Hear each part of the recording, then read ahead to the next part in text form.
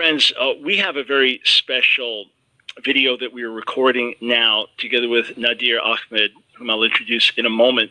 But a few weeks back, I sat with David Wood, well known for his Islamic apologetics, and we recorded a video together answering the question, is Muhammad prophesied in the Bible, the Hebrew Bible, the Greek New Testament, so the Old and New Testaments, and our answers, of course, as followers of Jesus, were it's categorically no.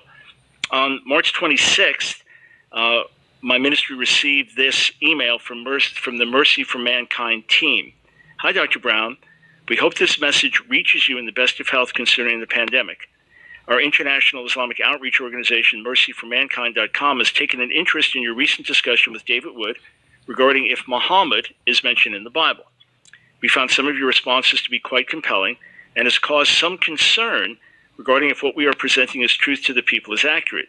It is not our intent to misrepresent the Bible to promote Islam. Therefore, we would like very much to have a sit-down discussion with you in which we can ask certain questions pertaining to Deuteronomy 18:18 and get answers with one of our scholars. We do not have any Bible experts on our staff, so we think leveraging your expertise would be a great benefit for everyone to ensure that only the most accurate information is being given to the public. Please let us know your level of interest. So, of course, we immediately responded and said, wonderful, let's do it.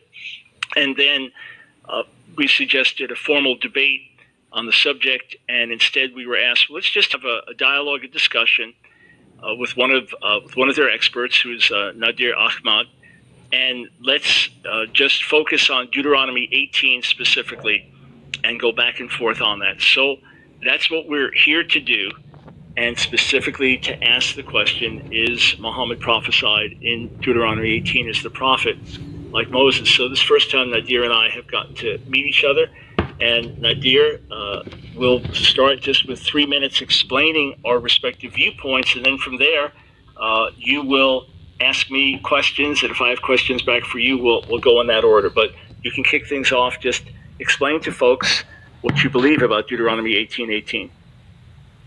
Sure, thank you, and nice meeting you, Michael Brown. So yeah, I guess a lot of comments were made in your discussion with David Wood about the scripture was being misused, and so I think this is a great opportunity where we can clear the air. So what we believe about Deuteronomy 18:18 is that this is clearly referring to Muhammad. He is a prophet like Moses, and we'll show you many ways. Jesus is also sort of like Moses as well, but it's different. See, Jesus is like Moses in a very general way. For example, I could claim I'm like Moses. For example, Moses didn't eat pork. I don't eat pork. Moses was circumcised. I'm circumcised. So there's many examples we can give like this. Moses was, and Jesus are both Israelites. There's millions of Jewish people who are Israelites. In a general way, you are going to see Jesus. This is the way people try to associate Jesus with Moses. However, Muhammad is intrinsically like Moses. And we'll see, not just in a general way, but in a very special, unique way, unlike anybody else in world history. And we'll show many examples of that. So, let me just go ahead and in fact, one thing I do want to, before we open up the topic, what I was going to do, I was going to first show, well, here's how Muhammad is like Moses, and we can talk about that. Then we can talk about how Jesus is like Moses, if he is like that. And then we can open up for a general objection, and I'll raise many questions and stuff like that. So, but one thing I do want to raise is what Deuteronomy 18:18 really says here and what it doesn't say. So I'm going to share my desktop real quick. So the verse in the King James Bible, it says, I will raise him up a prophet from amongst their brethren, like unto thee. And so, referring to Moses. However, when we read inside the New International Version of the Bible, look where my highlight is. It says, I will raise him a prophet like you from their fellow Israelites. Do you see that? I want to confirm and get Michael Brown's expert viewpoint on this, and so we can all agree what the Bible says and what the Bible doesn't say. That from their fellow Israelites is an interpolation, it's a fabrication, insert it into the text which doesn't belong there. What the New IV did here was wrong. You don't insert your own arguments into the text to make people think that this could only refer to an Israelite prophet, because obviously the Israelites, this is where Jesus comes from. Ishmaelites, that's where Muhammad comes from. So I think that's my 3 minutes. So I will go ahead, and my question I just want to ask Michael Brown again is, I would like for you to confirm this is not part of the text, the Hebrew text of the Bible. Go ahead. So we'll come back to your question after my 3-minute presentation. That can be your first question. But here's where we start, Deuteronomy 18:15, and it is absolutely impossible, categorically 100% impossible, for Muhammad to be the prophet spoken of here. Every possible reading of the text in Hebrew forbids it from being Muhammad. Now, we'll show later why we can make an excellent case for it being Jesus. But this prophet that is spoken of, as the children of Israel come into the land, they need a prophet. This is a line of prophets who ultimately culminate in Jesus. But it says in verse 15, Navi mikirbecha be'achicha kamoni yakim lecha Adonai Elohecha elav tishma'un. So he is explicitly spoken of as from your brothers. That's the first thing. Look at every reference to that phrase, from your brothers, in Deuteronomy. Okay, it occurs several times. It is only speaking about fellow Israelites, to separate them from everyone else. Okay, Muhammad is not an Israelite. This one had to be an Israelite, separated from the other nations. And so me'achecha, and before that, mikirbecha, that phrase occurs about 11 times in Deuteronomy. It is a very explicit way of speaking about the people of Israel. So the phraseology, 100%, every single time it's used in Deuteronomy, and even in Torah context, always, without exception, refers to a fellow Israelite. So it cannot be Muhammad. That's number one. Number two, the phraseology that you have in Deuteronomy 18:15 and then in 18:18 speaks of God raising up a prophet, uses the Hebrew root lakum, kam, he will raise him up. That phrase is used exactly again in Deuteronomy, the 34th chapter, saying that no prophet like Moses has been raised up by God. And then how is he described? What does it mean to be like Moses? It says specifically, to whom the Lord spoke face to face and with signs, wonders, and miracles. So it cannot possibly be Muhammad because he was not an Israelite. It cannot possibly be Muhammad because he did not work signs and wonders and miracles as Moses did. Nor did he have the ongoing communion with God that Moses did. Not only so, but this prophet has to prophesy in the name of Yahweh. Not in a general name of the God, but in the name of Yahweh, which Muhammad did not do. As far as Jesus, Yeshua, the whole Hebrew Bible prophesies of him, of his birth, of his death, of his resurrection, of when he had to come before the second temple was destroyed. This is one of many prophecies regarding him. So 100% impossible under any fair reading of the text that it could refer to Muhammad. If you want to make a case for Islam, make it outside of this. Okay, thank you. So yeah, we actually haven't got to the point of how is exactly Muhammad like Moses, but we'll get there. And so, and what you're going to actually find when we talk about is Jesus like Muhammad, Jesus like Moses, you're going to find it's 100% impossible that this is referring to Jesus. But just so that we make it clear, you tried to get into the Arabic word akh, which is also, the Hebrew word akh, which is also the Arabic word for brother, ironically. And one thing I just want to make it clear, Michael Brown, there is no, can you point to me an explicit verse in the Bible, not interpretation or what you think the word means, where it says, can only be Israelite? Is there anything like that, Michael? Of course. I just referenced it. Okay. When you have the phrase, me'achicha, that exact same phrase, or me'achecha, from your brother, from your brothers, for example, in Deuteronomy 15:7, this is if there be among you a poor man of one of thy brethren. This is speaking about fellow Israelite. You had different laws for loaning to fellow Israelites as opposed to others. This is not just which could have a broader meaning, or Deuteronomy 24:14, the exact same thing. Me'achecha, the exact same Hebrew words. So 100%, yes, this is used. And then together with mikir becha, those two, you couldn't have made it any more clear in the Hebrew based on usage within Deuteronomy that it has to be an Israelite.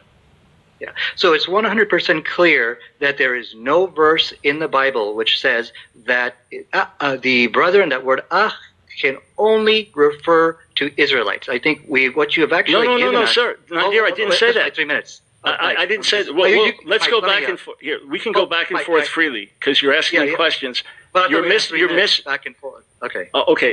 We have 3 minutes. Let me just say this. I suggested a formal debate. I was told no, under no circumstances. Instead, you're going to ask questions. All right. So you ask me a question. If you don't want me to answer till you're done, that's totally fine. I have no problem with it. Well, can we do 3 minutes back and forth? That way we don't interrupt each other. Okay. So when you're asking me a question, you don't want me to answer until you're done. Oh yeah, and then because you asked me and I answered. Yeah. Right. So whatever you like. However we can best have this dialogue, because I want to help your people get liberated from this misuse of the Bible, which is kind of a disgrace to Islam. It's one of the most disqualifying things that Islam has ever raised, just to be candid. But however we can best facilitate this in keeping with this request, it is not our intent to misrepresent the Bible to promote Islam. So I want to help you not misrepresent the Bible. Yeah. So from our point of view, let me just finish my my point here, because I just wanted a quick answer out of you before, and then definitely write down the points, and when you're 3 minutes, you can go ahead and respond to me. So that's our point, which our point of view is. If you look in the Bible, there's nothing we see which explicitly say, the word brethren there is only referring to Israelites. It's an interpretation, basically, what Michael is giving you. But he said that this word can never refer to Ishmaelites, if I understood him correctly. But I don't think that's true, because we see inside Genesis chapter 16, verse 11 over there, it said that he shall dwell in the presence of all his brethren. Now referring to Ishmael. Now that word, strong number, the strong number there is 251. The exact same word used in Genesis chapter 16, verse 11 is the exact same word used in Deuteronomy 18:18. So he told Ishmael, this guy is gonna, shall dwell in the presence of all his brethren. He's talking about Ishmael and his brethren, fellow Ishmaelites. But let us show for the record that there is no verse, and this is in the Bible, which explicitly states that Israelites, or the word brethren, can only refer to Israelites. This is their interpretation. Now, here's why I hold Michael Brown to that standard, because we hold ourselves to that standard. If I were to just come up here and give my interpretations, the phraseology, according to the phraseology, Muhammad is that prophet. You're never going to accept that from us. And neither will us or our Jewish friends are going to accept that from the Christians. Let's first see what the scriptures explicitly says. So, Michael, do you want to go ahead and answer that? Yeah, certainly.